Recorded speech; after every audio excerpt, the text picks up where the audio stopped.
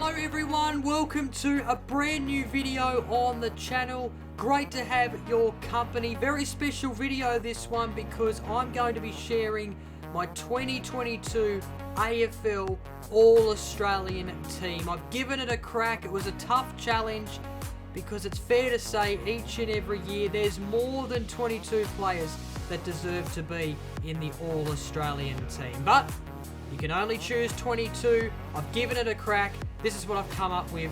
Let's get into it. Enjoy. Let's start with the back line. From fullback, Tom Stewart from Geelong, Stephen May from Melbourne, and James Sicily from Hawthorn.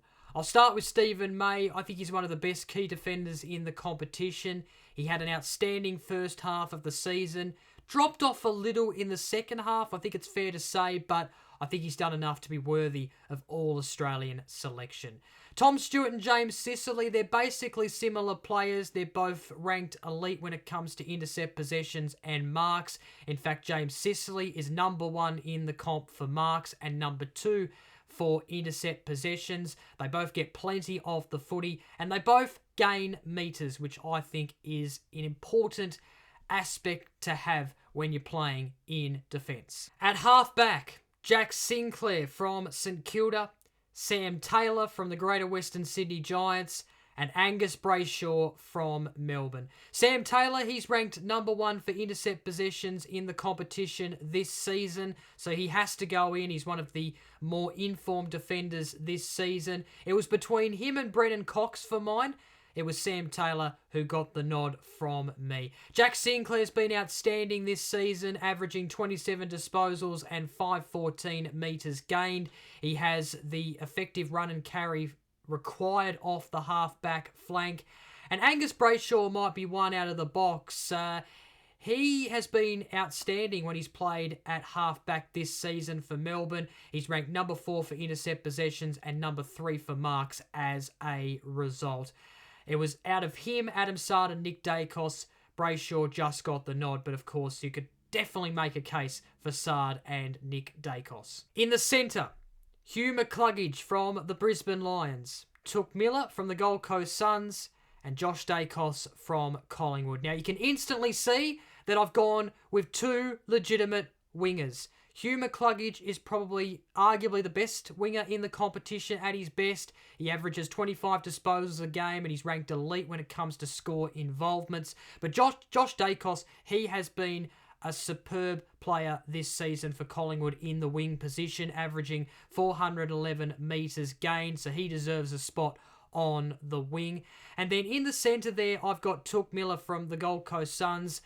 He is a Brownlow medal contender, and rightly so, because he's had an outstanding season. He's ranked number 3 for contested possessions, number 2 for clearances, and he's ranked elite when it comes to metres gained. And he's also a tackler as well, so he not only grabs the footy, but he pressures as well. So he, rightly so, deserves a spot in my All-Australian team. Now for the followers. Max Gawn from Melbourne, Clayton Oliver from Melbourne, and Lachie Neale from the Brisbane Lions. I'll start with Max Gawn. I think he's the best ruckman in the comp. Yes, he's only ranked number 6 for hitouts. Jared Witts clearly makes a case for the number 1 ruck position in the All-Australian team. But Max Gawn doesn't just ruck. He goes forward. He goes back. He takes contested marks. In fact, he's ranked number 2 for contested marks this season. And that's what I like about Max Gawn.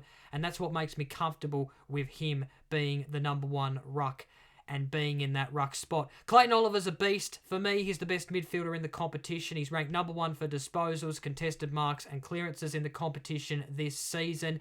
And he'll go very close to winning the Brownlow, I reckon. He's an absolute beast. And Lachie Neale has had a great season, of course, a Brownlow medalist a couple of seasons ago, ranked number 2 for contested possessions, number 3 for disposals, and ranked elite when it comes to clearances and score involvements. Now to the forward line. Let's start at half forward. Shai Bolton from Richmond, Jeremy Cameron from Geelong, and Christian Petrarca from Melbourne. I'll start with Jeremy Cameron. He just picks himself at centre half forward. He's kicked 59 goals this season. He's ranked number 4 for score involvements. And he averages 16 disposals a game, which is actually pretty good for a key forward, in my opinion. Shai Bolton, dangerous small forward. He's kicked 41 goals this season and ranked number 3 for score involvements. He's had an outstanding year at Richmond.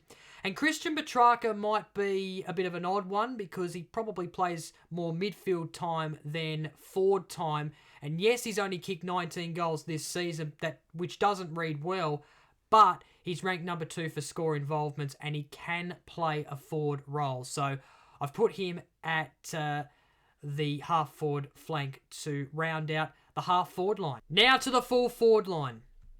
Tom Hawkins from Geelong, Charlie Curnow from Carlton, and Isaac Heaney from Sydney. I'll start with Charlie Curnow at full forward. He just picks himself. He won the Coleman Medal this year with 64 goals.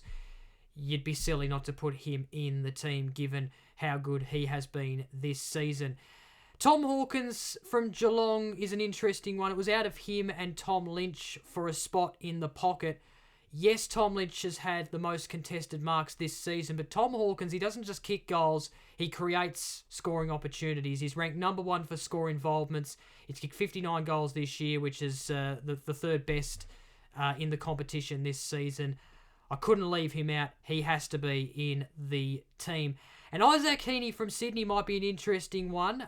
It was out of him and Charlie Cameron for a spot on the pocket. Charlie Cameron's very stiff to miss out because he's had a fantastic season. But Isaac Heaney, he's a bit of an all-rounder. He's kicked 46 goals this year. On top of that, he's ranked elite when it comes to disposals, contested possessions. He pressures as well. He tackles. I just think he has to be in the team because I think he's had a great season. But Charlie Cameron, very stiff to miss out. So that's the starting team. Now on to the interchange. Patrick Cripps from Carlton, Andrew Brayshaw from Fremantle, Rory Laird from Adelaide, and Mark Blicavs from Geelong. I'll start with Patrick Cripps, who could easily be on the field in a starting position. I just felt like he dropped off a little bit in the second half, but still had an impact. His second half wasn't as good as his first half, but he still ranked elite in contested possessions, score involvements, clearances. Outstanding player. Like I said, could easily be in a starting position, but he's been pushed to the bench. Andrew Brayshaw, another player who could easily be in a starting position. He's had an outstanding year at Fremantle. He's ranked elite for disposals, and he's ranked elite for tackles and pressure acts. That's what I love about Andrew Brayshaw. He not only does things with the footy, but he does great things when he doesn't have the footy. Tackles, pressures, fantastic player. Rory Laird is an outstanding player as well. He's had a fantastic season, ranked elite when it comes to disposals, contested possessions, clearances, score involvements, and tackles.